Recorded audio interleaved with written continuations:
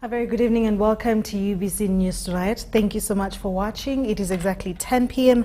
and my name is Sharon Kyomugisha. Today the government has announced a mandatory National Cleaning Day exercise to be conducted every Saturday at the end of every month.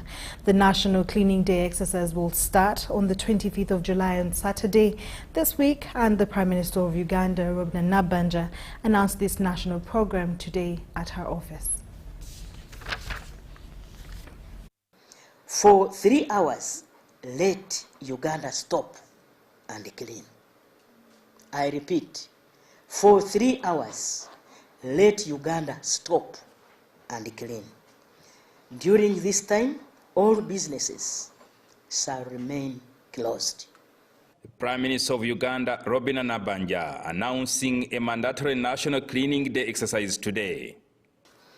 The National Cleaning Days initiative runs under the slogan, "A clean Uganda is everybody's responsibility."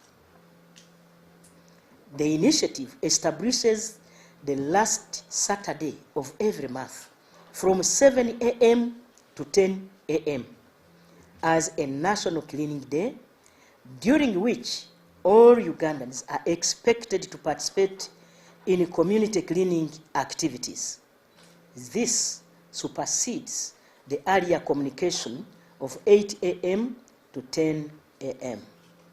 During this period, all members of the public are expected to participate in organized community cleaning activities within their neighborhoods, including cleaning markets, schools. The government has directed the local council leaders to mobilize all Ugandans to participate in the exercise.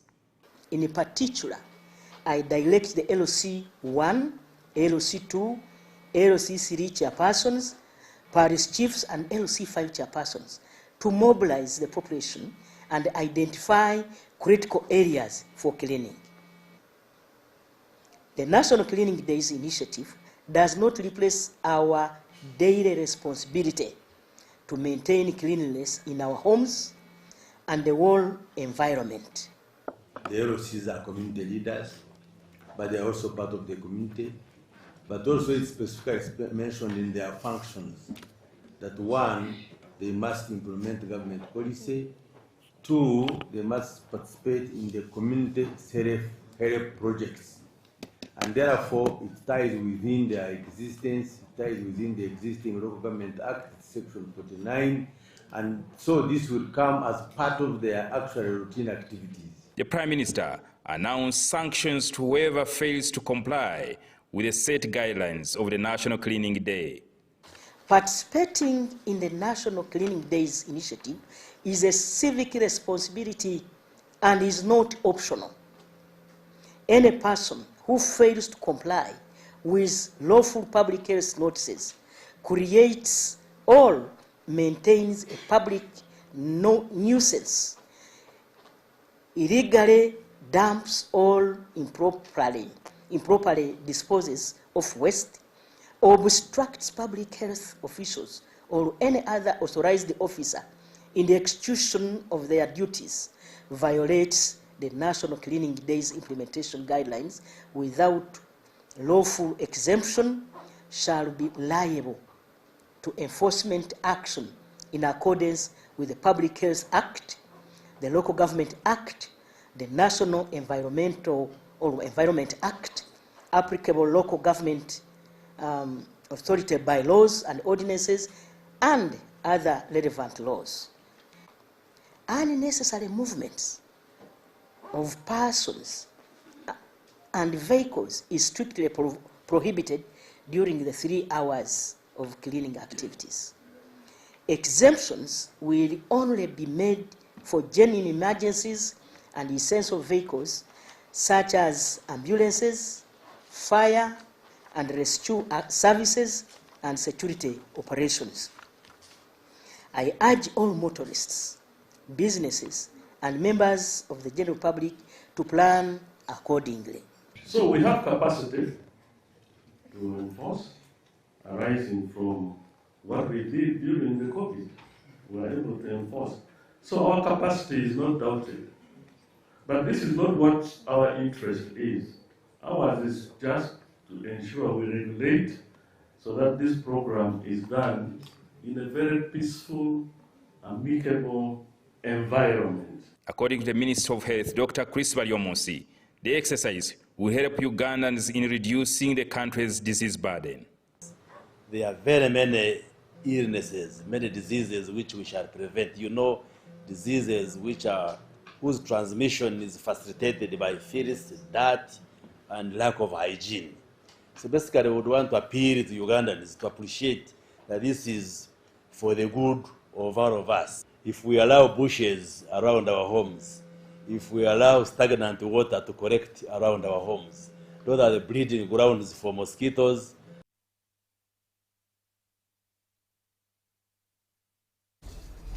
In more stories, weak laws and inadequate funding are being blamed for the continued encroachment and degradation of wetlands across the country. Now the Ministry of Water and Environment says it wants the laws amended to give it sharper teeth. Kimono Dokas has a detailed report. On Thursday, officials from the Ministry of Water and Environment, led by the Minister of State for Environment, Beatrice Atimanywa, appeared before Parliament's Committee on Environment and Natural Resources. Top on the agenda was encroachment on protected areas, which members of Parliament blamed on poor and what they called selective enforcement of the law. The station is here, a building, then another one.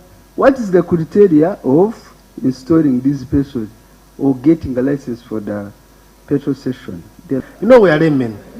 I saw on TV, he said, and I followed, because it was more of English. So he said this was a holding ground and it became farm. And so it ceased to be a wetland. According to the ministry, one of the key proposals is to establish a fully fledged environment protection force to handle enforcement. For forestry, we have more than 500 forests, but we have less than 300 people managing the forest. It simply cannot continue. So we really want to see support and get more people, especially on the side of enforcement. Likewise for NEMA, the staff they need, they're actually working under very strenuous circumstances. You have 12 people doing the assessment for the entire country. The fact that they're able even to move that distance is amazing.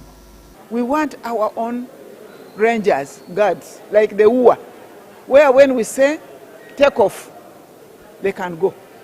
And that is where we had a lot of challenge, that being under two different commands, and actually for us we don't have command over them, the police. They will say, let's first confirm with the IGP, all their bosses in the what? In the ministry. For us, we want the ones we have trained, like we have seen with UA. They get their own rangers, they train them, they command them, they sack them, they recruit them. But now these police officers, even if they become corrupt or in connivance, the best we can say, we write to the police that please withdraw your what? Your personnel. And then they are recycled back in the society. And yet, if we had our own, we would appoint and disappoint. The ministry also told the committee that it has already drafted amendments to relevant environmental laws, and the draft is now before Cabinet. The ministry says the proposed legal amendments are key to protecting wetlands and other natural resources. For wetlands, they are at the drafting, I think, validation stage, and that may go a little later into next year, probably by about March. Chair, also what I want to point out is that the process of getting this legislation up to this stage requires a lot of consultation and a lot of money. And this money is normally not readily available, and hence the little bit of delay. But committee members pushed back, demanding answers over alleged selective enforcement, particularly in Lubiji and Luera wetlands. What about this rice which I see? Is it okay? because the whole place has been taken up by rice. Is it protecting that swamp? Or what is it? I want to learn from you. Thank you, Mr. Chairman. Responding on Lubiji, NEMA's Senior Manager for Environment Compliance, Leila Akelo Gonasa, said some developments, like Starbucks, have old but valid certificates, and revoking them could trigger costly legal battles. Before the directive, different facilities got certificates because by then the country was into industrialization. So specifically, that particular area, they have an NEMA certificate, sir. We cannot just disconnect. The government will be sued. Those are the challenges we are struggling with. Amazed by the range of issues, Committee Chairperson Dan Kimosho proposed that the ministry's different departments appear separately before the committee for focused scrutiny. Thank you. Meeting adjourned.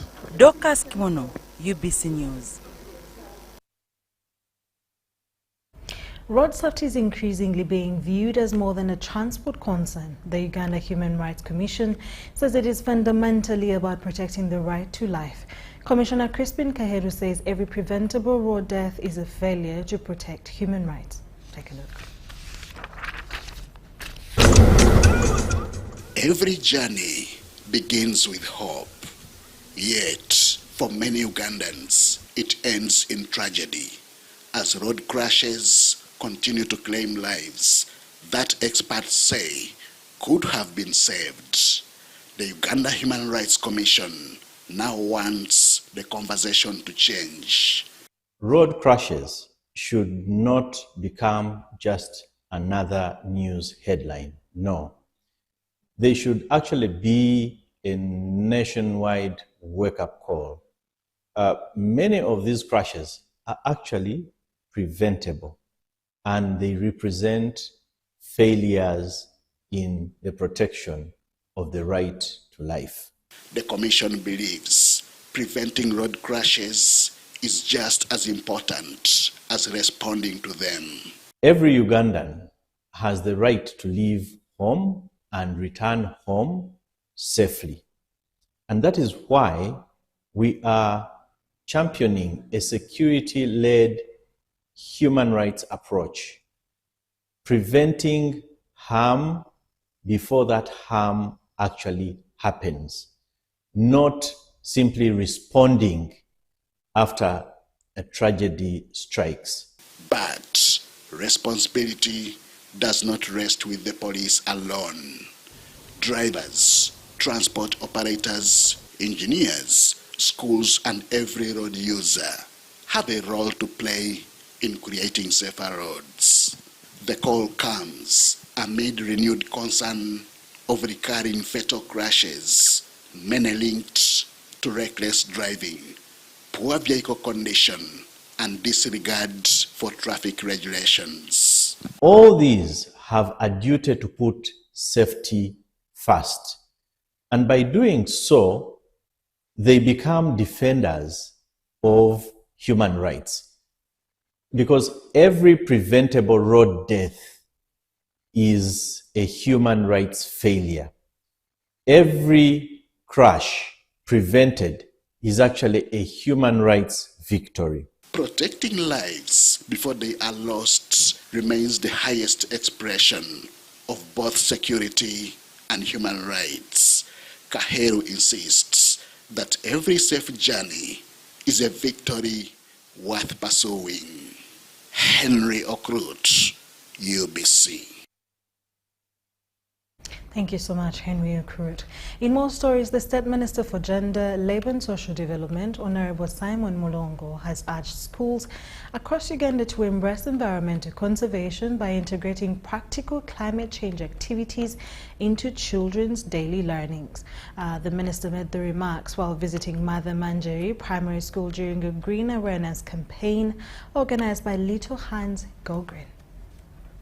That it deserves to do. Thank you very much. The minister commended Mother Manjeri Primary School for promoting environmental conservation through tree planting and climate education, describing the learners as future ambassadors in the fight against climate change. He said protecting the environment should not be left to the private sector alone, but should become a national priority, with practical environmental conservation integrated into the education curriculum. The government of Uganda has put in place measures, things to be done, so that we can stop destroying the environment and go back to the green that we used to have in the past.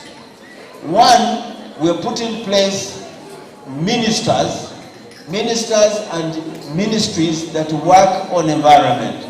The event also attracted members of Parliament on the Parliamentary Committee on Climate Change, including Honorable Emmanuel Webkulu and the committee's Vice Chairperson, Honorable Annette Wania, who encouraged learners to become champions of environmental protection within their communities. We need to protect the environment. The only way we can do that is through the young children. They need to grow up knowing the importance of planting trees, the importance of taking care of our environment, because if we don't, it gets back at us. The children's mind is like wet cement. When you write something on a child's mind, they'll never forget it. And that is what drives him to encourage and involve children in climate change action. The Executive Director of Little Hands Go Green, Joseph Masembe, applauded the school for actively participating in the climate awareness campaigns, noting that hundreds of pupils have already been recognized as green ambassadors. It's our future, and our future is a responsibility. Let us take charge. These young green ambassadors have taken it upon themselves to change the environment. As you can see in this school, there is a lot of green around. There are litter bins. You see how clean it is. It is the commitment of the school and that of the young students here, the ambassadors, to ensure that the school remains a green campus. The background that we are saying, ladies and gentlemen, it's you and I who are the environment. So let's put concerted effort for all of us, especially in schools, because this is where the children find their homes. Let us train our children to begin respecting the green environment. As the Bible says, train up a child when he's still young in good ways, such that even if he grows up, he will keep it. Let's train our children to respect the environment. Yes, climate change is very obvious. The Wandegea Katale Zone women's election turned tense after rival candidates, including incumbent Bakanansa Rehema Chinabi and NRM lining Harriet Namobido, clashed over the voters' register. The election was suspended pending further guidance, with a meeting between officials from the Electoral Commission and the resident city commissioners. Despite the argument, voting proceeded. The election of village women leaders, their deputies, and women councillor committee members began this morning across the country. In Katale Zone, Wandegea, the context attracted significant attention as supporters of candidates engaged in heated exchanges before voting commenced.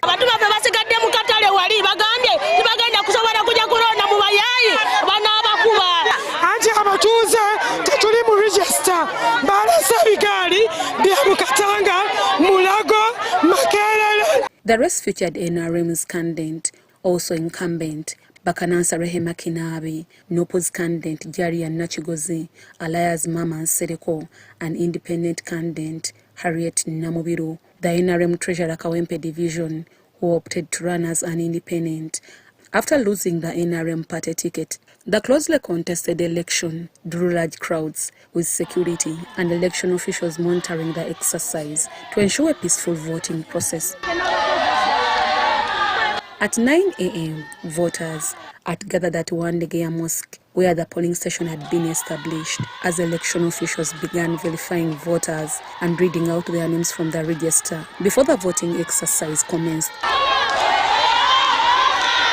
The polling session attracted a large turnout, with supporters of various candidates closely following the verification exercise. The election officials continued reading the names from the voters' register as candidate Harriet Namutebi and her supporters listened attentively. Shortly afterwards, Bakanansa Rehema Kinabi arrived at the polling station, drawing cheers from her supporters and heightening the already tense atmosphere ahead of the vote. Moments later, tension escalated when Bakanansa became visibly upset and walked into the crowd to protest the voters' register, claiming that several names read in the register were not residents in Katale zone.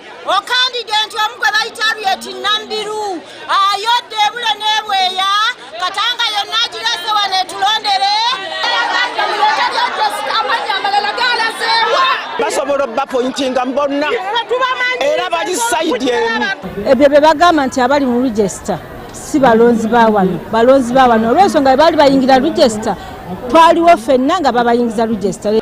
The escalating tension prompted the deployment of police and military personnel to the area to maintain order. As you can see, there is security. Security which is manned by the DPC. DPC himself is here. He's also being assisted by Tokora, by military, by all even the ununiformed. All of them are here. As the tensions continued at the polling station, some supporters of Rehema Kinabi were seen leaving the voting area. The resident city commissioner RCC for Kawempe, Ali Lule Mawa, later arrived at the polling station to calm the situation. Meanwhile, supporters of independent candidate Harriet Namubiru began cheering after they became the only voters remaining in the queue following the earlier disruptions. However, the voting process was halted on the orders of the election officials. The resident district commissioner, security officials, and members of the electoral commission then held a cross-door meeting that lasted for about an hour to determine the way forward. After the meeting, the electoral commission, in consultation with the resident district commissioner and security officials, resolved to conduct a fresh verification of the voters' register by reading out the names again before starting the election. The situation escalated as a group of youths, reportedly carrying sticks, gathered at the scene. Security officials intervened and the crowd was eventually dispersed following the intervention of security and local leaders. Rehema Bakanansa Kinabi was absent from the polling station and was recorded as having received no votes. Harriet Namubiru was declared the winner, while Nupus Jari and Nachi finished in the second position.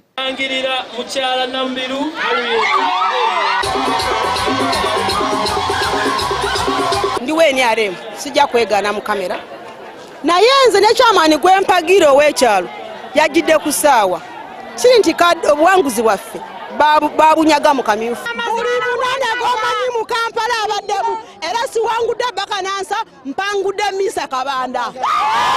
Abantu b'omuwandege yabaavu oli bw'ajja ng'alina kyamuwa essaawa eyo tekimuganda kukyusa birowoozo bye najja n'agamba nti kanzire sayidi eno nfuneyo eza leero. Deborah Namamonde, Ivan Juko, UBC News. In more news tonight, the Deputy Speaker of Parliament later on in the bulletin, but for now, for many, Bosia's gold mines represent hope and opportunity. For others, they have become a workplace where childhood is slipping away. A Ministry of Gender inspection found children at mining sites. Despite repeating warnings to mine operators, officials now say that the time for sensitization is over and enforcement must begin. Henry Okuru reports. The sound of crashing rocks echoes across Bosia's gold fields. Men and women dig, wash and sort through tons of soil in search of the precious mineral.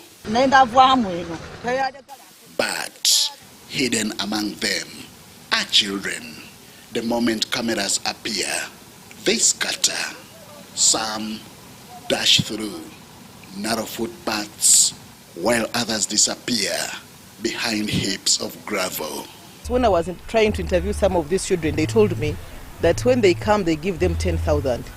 10,000 is not enough for these children for now. Officials say children have no place in hazardous mining.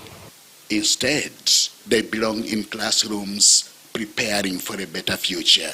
What we should focus on is these children going back to school, having a bright future and a future generation that will make these kids turn into people who would be of a great value and also add on to great value to our country, Uganda. Busia remains one of the districts government identifies as vulnerable to child labor. The ministry estimates 6.2 million Ugandan children are engaged in child labor, slavery, and trafficking. Gold mine operators in Busia, however, deny employing children. The license was granted where they are homesteads. So those children they saw, those children belong to the landowners where the license is situated. Onega says removing children from the mines would require relocating entire communities. What must be done? Let the government go and chase everybody from the mines. That will be a solution, because there is no way I'm going to chase a child from his father's home. Government believes awareness alone has not achieved much. Because if we leave these young children to do this work, that means we are destroying our country. We will not have future people that will make Uganda proud. So this is high time we make and we put it an end. The next step, officials say, is enforcement. But now if you talk to the employee and is not responding, let's use force. Let's go into action. And whoever will be found culpable will face the arm of law. Behind every gram of gold lies a choice. For adults, it is a livelihood, but for children, it is a childhood slipping away. This, government says, must end. Henry Okrut, UBC. The Permanent Secretary and Minister of ICT and National Guidance, Dr. Amina Zawedi, has appealed to administrators of schools to ensure that learners are equipped with ICT skills to aid them in the use of digital tools. Dr. Zawedi emphasized that as Uganda strives to achieve Vision 2040, young people who constitute the majority of the country's population need to have ICT skills to benefit from technology. Uganda is striving to implement the national roadmap for ICT integration and digital transformation journey. The Permanent Secretary, Minister of ICT and National Guidance, Dr. Amina Zawedi, emphasizes that young people need to be actively involved in the ICT agenda, and therefore they need to acquire the necessary skills to be able to use digital tools. Dr. Zawedi has now appealed to administrators of schools to ensure that learners are equipped with ICT knowledge. She was receiving a donation of 100 computers from DFCU Foundation at the ICT Innovation Hub in Nakawa.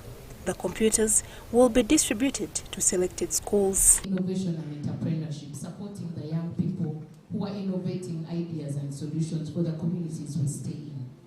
So because we need computers, we need devices to learn and embrace technology, government supports some schools to deliver computers, but they can only do this to a limited extent. Uganda has 46 million people. Our average age in Uganda is 16 years old, so literally, and that means almost everybody is in school today. So they need computers to get there.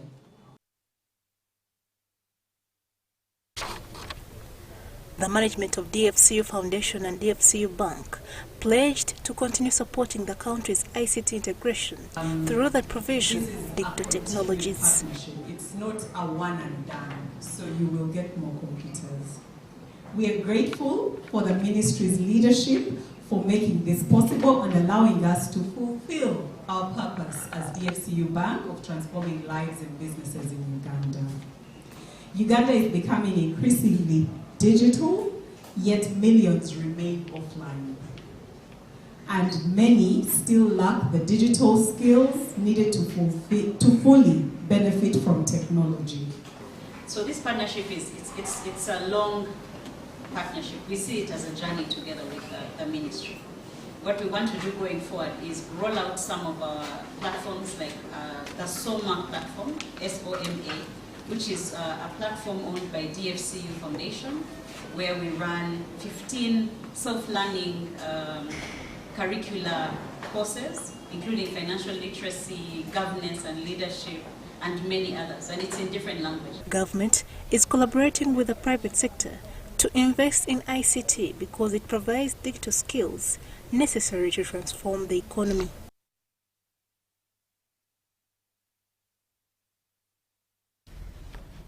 The Deputy Speaker of Parliament, Thomas Tayebwa, has called on members of Parliament's accountability committees to uphold the principles of transparency and accountability. Speaking at the opening of a two-day induction for members of the Public Accounts and other accountability committees in Entebbe, Tayebwa warned the members of Parliament against accounting officers who hide behind the presidency to interfere with the work of Parliament should be brought to book. The Deputy Speaker of Parliament, Thomas Tayebwa, has opened the Day 2 induction of the members of Parliament sitting on the Public Accountability Committees. Tayebwa said areas touching on abuse of accountability and transparency remain key challenges Parliament must address. Parliamentary committees serve as the vital engine rooms of our democracy, where the profound yet often uncredited work of public oversight occurs. And we are counting on these committees, on your committees, to restore the trust of the institution of Parliament in the public. He also raised concern over the executive's failure to present action taken reports on resolutions passed by Parliament, a practice that has made Parliament appear toothless. So we are working out a mechanism. We are going to guide sectoral committees that before you process the budget framework paper, before you process a ministerial policy statement, let the accounting officer show the action taken. Okay? On recommendations of the Auditor General. The Deputy Speaker further cautioned MPs against officers who use political influence to compromise parliamentary oversight. That has to stop.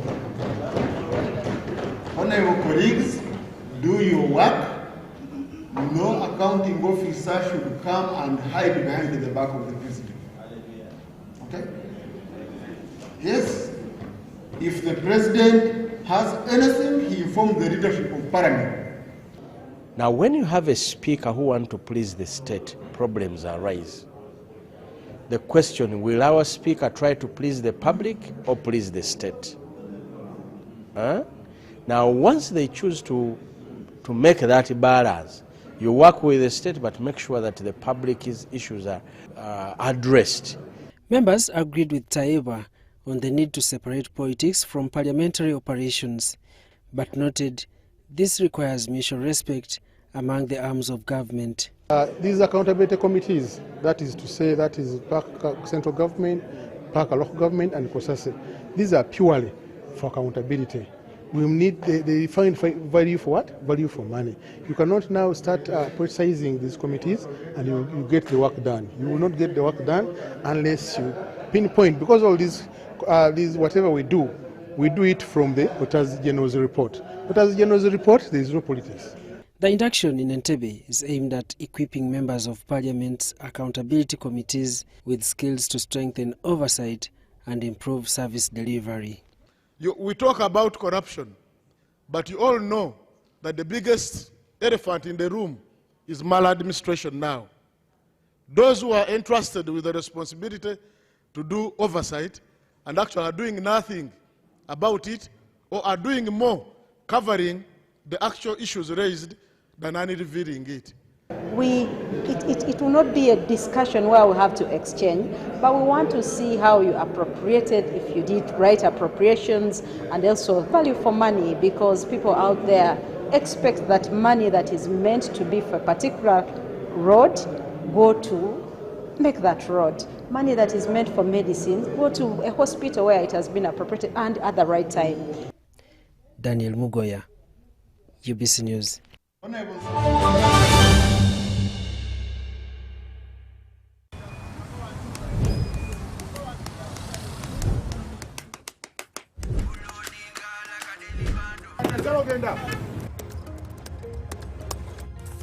that's it for today. Till the next episode.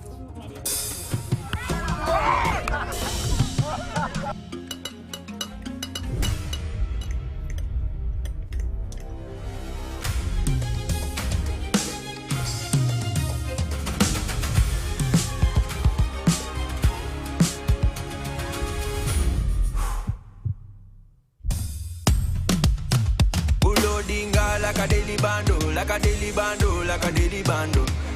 Omuliro nguwulira muli mu mutima gukankana like drums. Kalakata, kalakata, enendungu ya kusabula. Mikono juu, free of fire, free of fire, free of fire.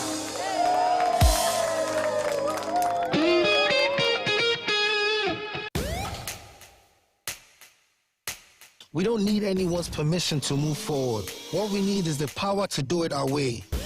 Spiro is not your typical EV company. It's the power grid for African ambition. A network that connects Nairobi to Kigali, Lagos to Lome, Dar to Kampala. Not with cables and wires, but with plain, quiet, relentless movement. This is Africa, powered by us. What if accessing government services became easier, faster, and closer to you? Introducing Service Uganda Centers, a new initiative designed to bring key government services closer to the people under one convenient location. Less movement from office to office, less unnecessary travel, better access to services and information. At the Service Uganda Centers, citizens will be able to access national ID services, passport processing, business registration, land and revenue services, and more, all in one convenient location. Whether you are in the city or upcountry, Service Uganda Centers are being designed with you in mind. Enjoy faster service, professional guidance, and a seamless customer experience. This is an initiative of the Government of Uganda, digitally powered by the National Information Technology Authority Uganda, NITA, under the Uganda Digital Acceleration Project Government Network. Service Uganda Centers, bringing services closer to the people.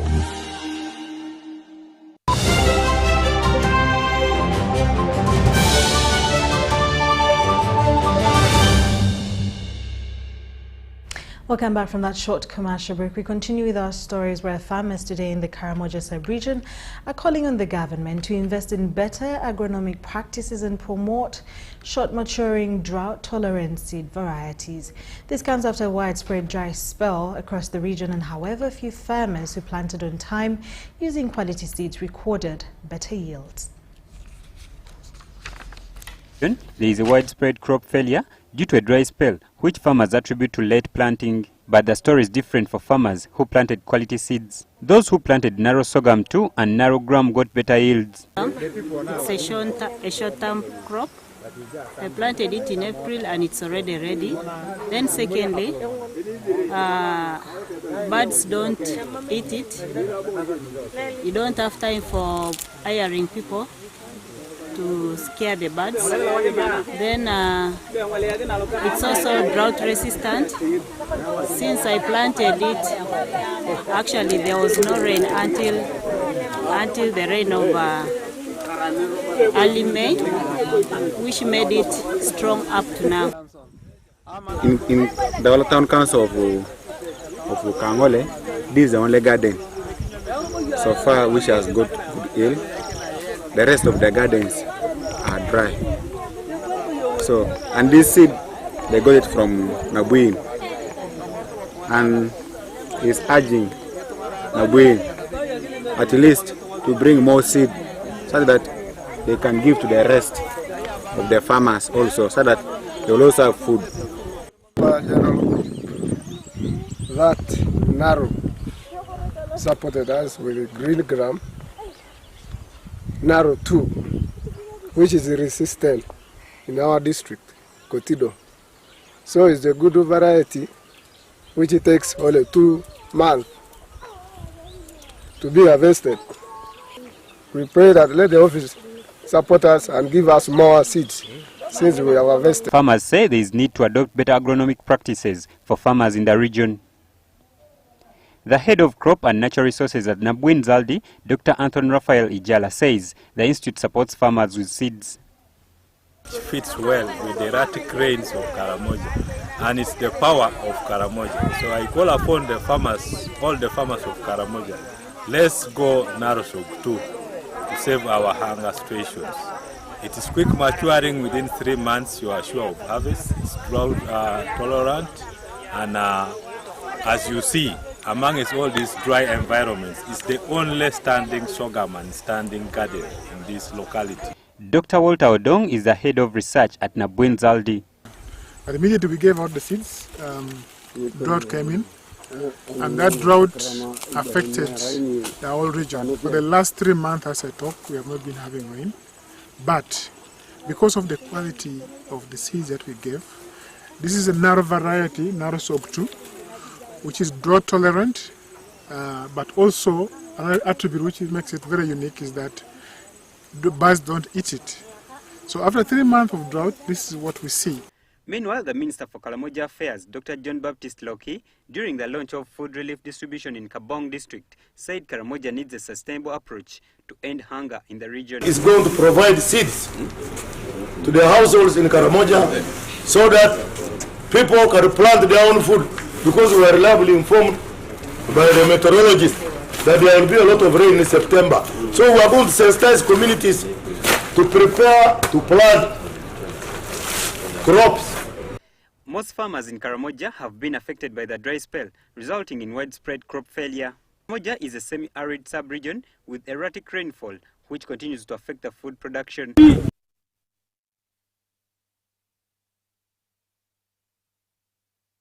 Borugo Primary School has emerged as a national champion of the inaugural National Detour Hygiene Quest Festival held at Mwidi Primary School in Jinja. The initiative, held by the Ministry of Education and Sports, district local governments and RECIT, aims to strengthen sanitation and hygiene education among learners through creative and participatory activities. The competition attracted 159 primary schools from across the country, with only 25 schools advancing to the finals. Borugo Primary School emerged the maiden winner. We would like to appreciate the Quest Uganda for the job well done. Today we are having a number of schools competing, but of course disseminating and creating awareness to all of us that hygiene and sanitation is a very key component in the well-being of us all, particularly in our schools. The main theme of these competitions is that we want to see if the project really did good among these children. We wanted them to showcase what they learned through this project. That is, did they learn very well the importance of washing their hands? Detour Hygiene Quest provided hand washing facilities in all these schools, provided Detour soap for hand washing. Organizers say the festival demonstrates how music, dance and drama and other forms of cultural expression can help children understand and adopt lifelong habits of hand washing, proper sanitation and disease prevention. The Detour Hygiene Quest program has been at the heart of conducting hygiene awareness campaigns in several public primary schools across the country. Also went on and implemented and taught teachers how to embed hygiene hand washing lessons into their daily normal lessons.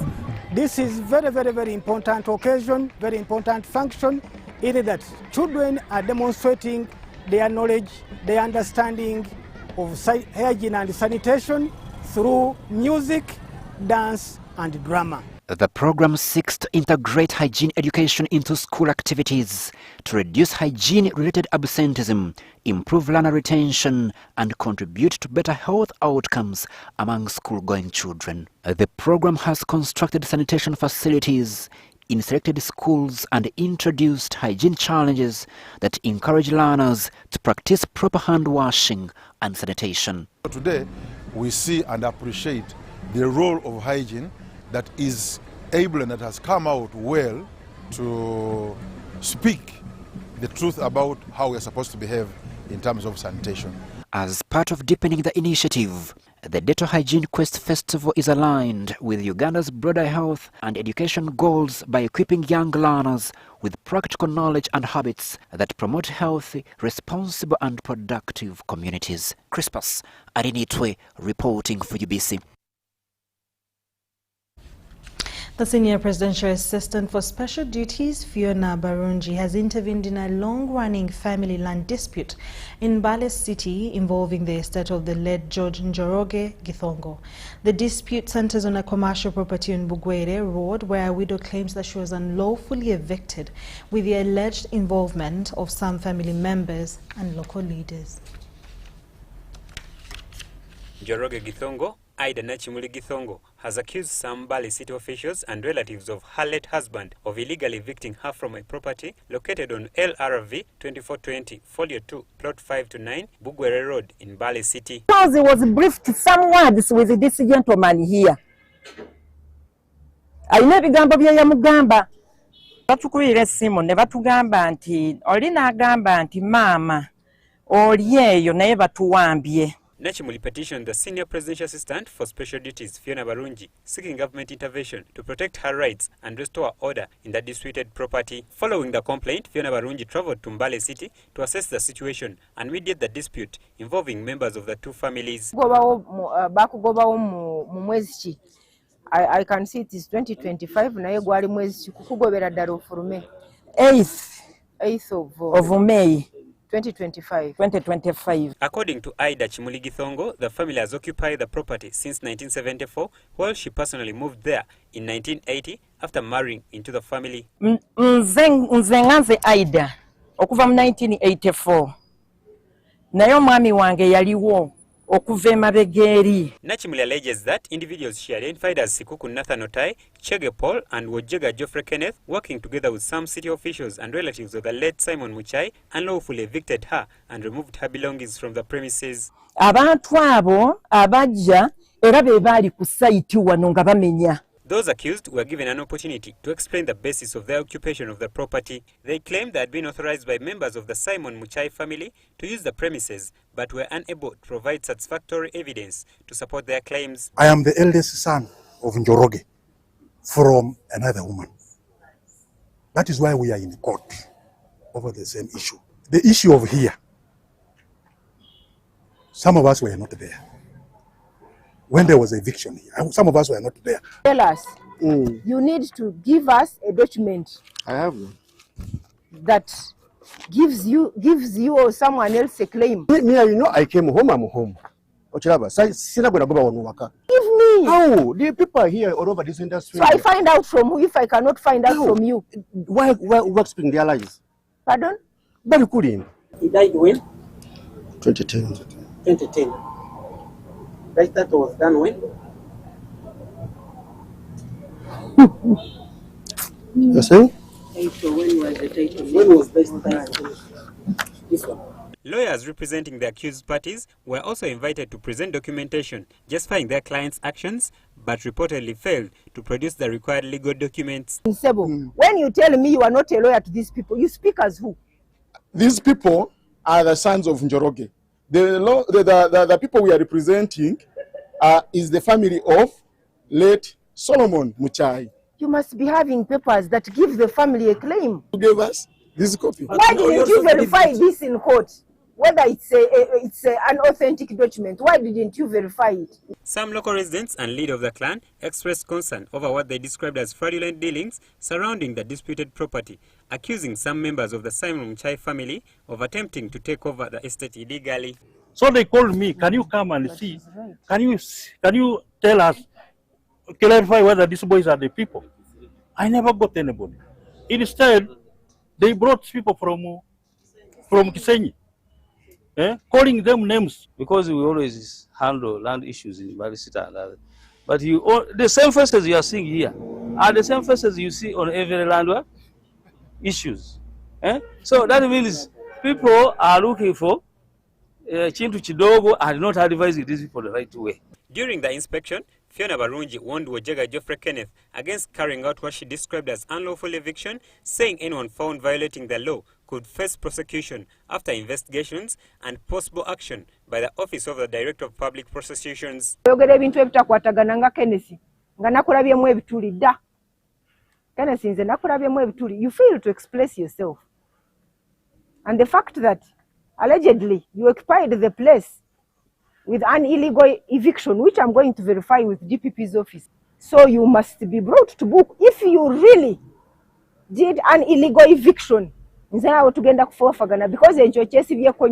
directed police and the resident district commissioner's office to ensure security at the property and ordered that the current status of the land be maintained until investigations are completed and the matter is conclusively resolved. So as soon as I leave this place, I am going to get in touch with Land Protection Unit. Etubulire chichiche baina. Bayere mateka buli omu afune justice. I want to assure you that you will get justice once you have a genuine claim on this property. So, police, please make sure there is harmony here. Jamil Sekaja compiled the story. The Uganda Liberal Teachers Union members SACCO, commonly known as Ulitu SACCO, has distanced itself from individuals behind social media protests targeting government institutions, saying that the demonstrations were neither sanctioned nor supported by the SACCO. The leadership has apologized to the affected institutions and reaffirmed its commitment to transparency and accountability. The Liberal Teachers Union members SACCO wish to categorically state that the SACCO has not organized, authorized, sponsored or supported any protest or demonstrations against any government institution or official. The Uganda Liberal Teachers Union members SACCO says photographs circulating on social media showing individuals carrying banners against government officials do not represent the organization or its members. The leadership insists the demonstrations were carried out by people who are neither members of the SACCO nor the Uganda Liberal Teachers Union. We further have received credible intelligence indicating that these actions are being orchestrated by Mr. Evans Kaganizo Mutesasira, the suspended and dismissed leader of this SACCO, who was lawfully suspended from the office and is currently facing criminal prosecution before the courts of law.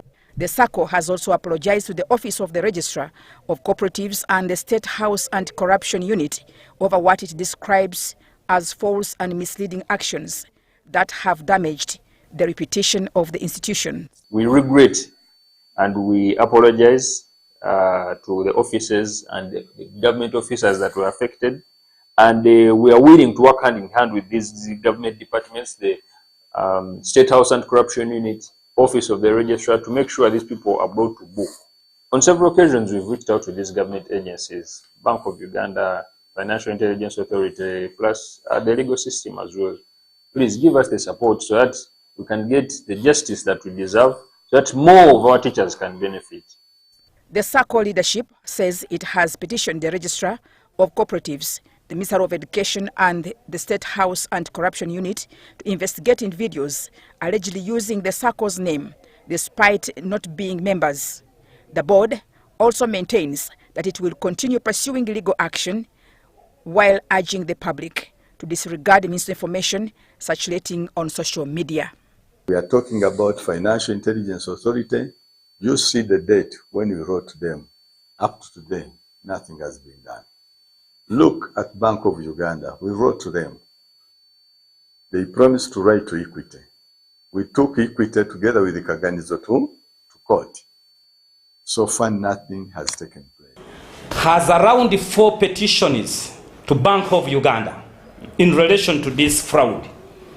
But we are yet to be answered to date. The Bank of Uganda has not invited us, neither taken interest.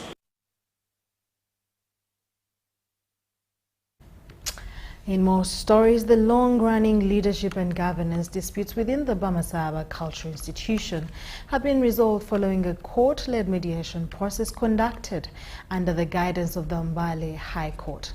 Take a look. Exercise chaired by Deputy Chief Justice Emeritus Richard Butera brought together elders, the institutional leadership, and members of the Bamasaba community who had petitioned the court over a number of governance concerns. Among the issues raised were the change of the institutional official name from Inzu ya Masaba Cultural Institution to Umukuka Wabugisu, the tenure of the cultural leader, and the implementation of the institutional constitution.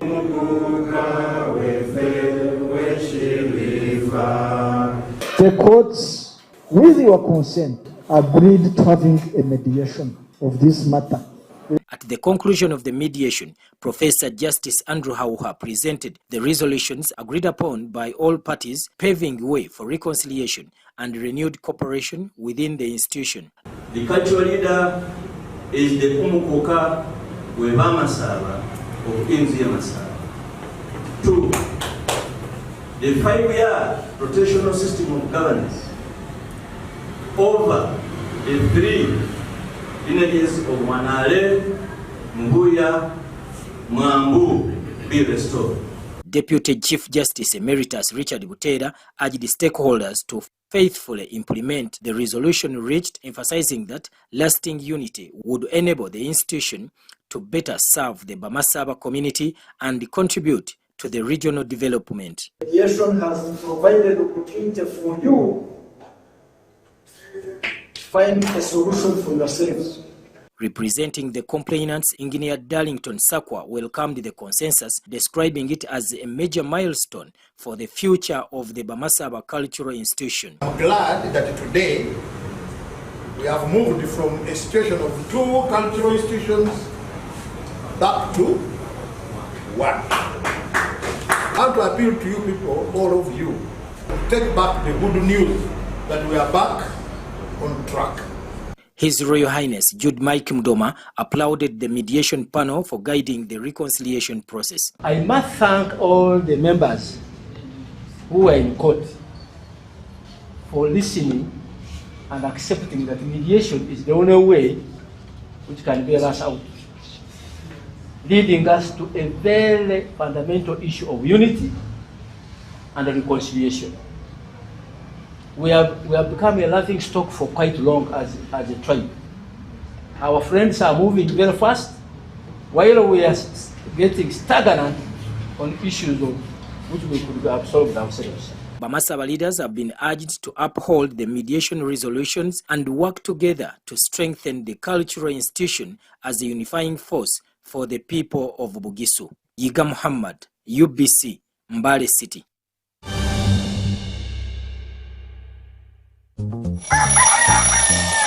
MTN voice bundle. Ay. Load. Hey. Hello, Mama. Hey, it is me, your son, Opio. Hey, now, Mama, listen to me. MTN has the offer. Yes, it has the offer. You load from 7 a.m. to 8 a.m. Now, they have free MTN to MTN minutes. And those minutes are there all day. So you load, you'll thank me later. Hey, Mama. Load an MTN voice bundle between 7 a.m. and 8 a.m. and get 3 free MTN to MTN minutes valid all day. Dial *100 *21# and get your free minutes bully daily. Free your fire with free minutes from MTN. Together, our connection is unstoppable. MTN. We don't need anyone's permission to move forward. We never have. What we need is the power to do it our way, to move our people, our goods, our ideas across cities that breathe with our energy. Spiro is not your typical EV company. It's the power grid for African ambition, a network that connects Nairobi to Kigali, Lagos to Lomé, Dar to Kampala.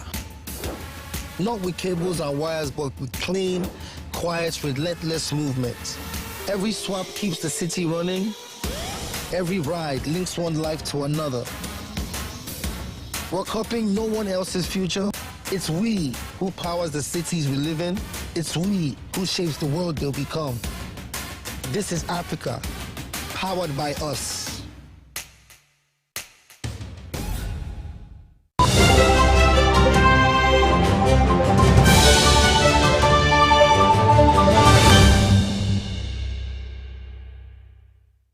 You're still watching UBC News Tonight. Lastly, from the business desk, grain sector stakeholders note that effective post-harvest handling checks is still the missing link, hampering the unlocking of Uganda's grain competitiveness in both local and international markets.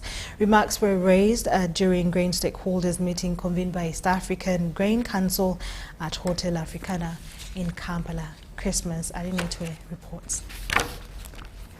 Uganda's grain is still source of livelihood to many farmers and businessmen across the entire maize value chain. The discussion convened today by the Eastern Africa Grain Council brought together grain stakeholders who include farmers, maize millers, Ministry of East African Community Affairs, Enterprise Uganda, among others. The theme revolved around how to make Uganda's grain competitive in both domestic and international markets. Whereas Uganda's grain industry has made countless gains, farmers, processors earning money into their pockets, it was still clear during the discussions that the prevailing bottlenecks still hampering Uganda's grain sector is poor post-harvest handling, a plague still behind the cause of aflatoxins.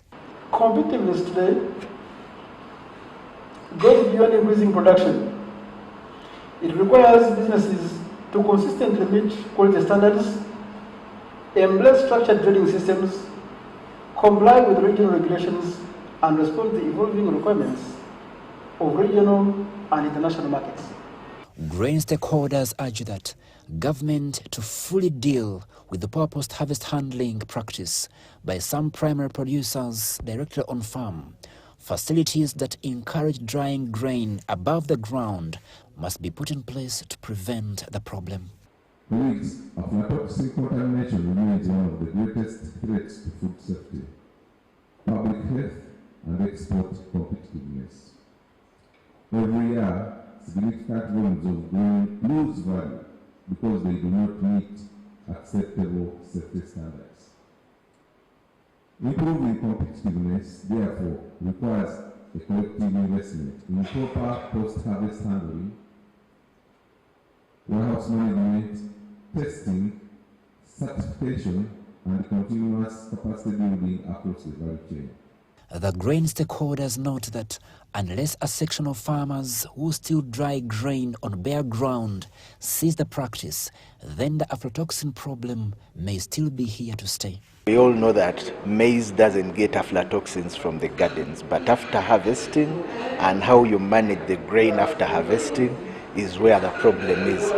We have been able to establish a food testing laboratory, and at the food testing laboratory we support the grain traders, and also we support the grain business hubs to test. It all starts with the farmer.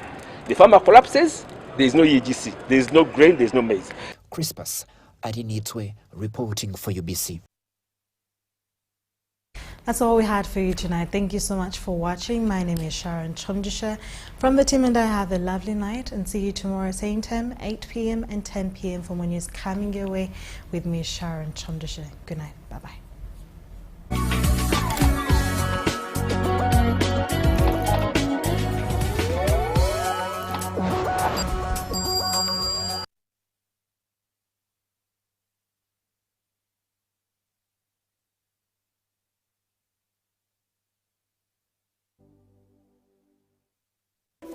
In a nation hungry for truth, a world where every story matters, there exists a beacon of trust and reliability.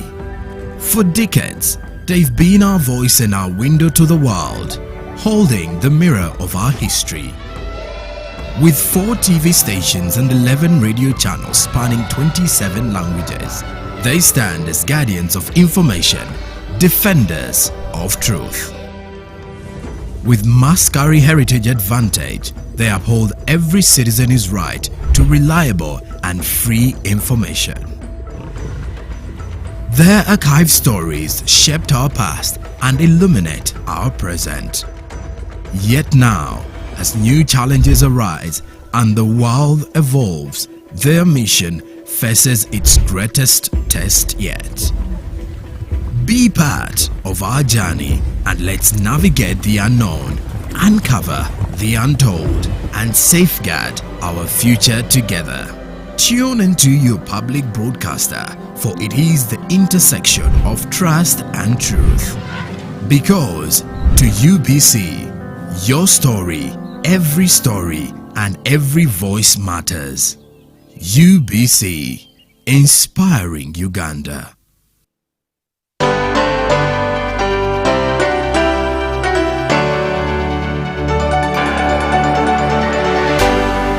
UBC, inspiring.